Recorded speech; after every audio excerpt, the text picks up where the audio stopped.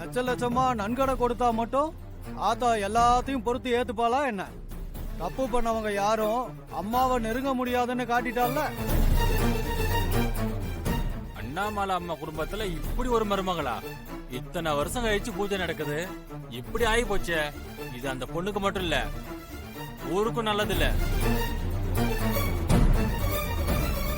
ஐயா, என்னமோ பெரிய வள்ளல் குடும்பம்னு தலையில தூக்கி வச்சு கொண்டாடுனீங்க. இப்ப அவங்க வீட்டு அபிஷேகத்தை அம்மன் ஏத்துக்க மாட்டேன்னு காட்டிட்டால. இதுக்கு மேலேயே இங்க இருந்தா அதை விட அசிங்கம் வேற ஒண்ணும் இல்ல. ஹலோ மிஸ்டர், மரியாதையா பேசுங்க. வான்மதி, பூஜை முடிகிற வரைக்கும் வெளியே போ. வெளியே போன்னு சொன்ன. வான்மதி, உன்னால இந்த திருவிழால எந்த தடங்களும் வந்துடக்கூடாது. முதல்ல நீ கொஞ்சம் வெளியேறு. போ. ஏய், போடி.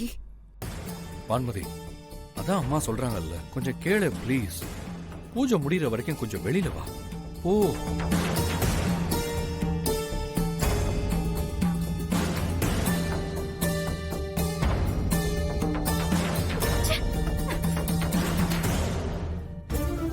போ. என்ன பாருங்க அந்த பொண்ணு எப்படி பேசுது.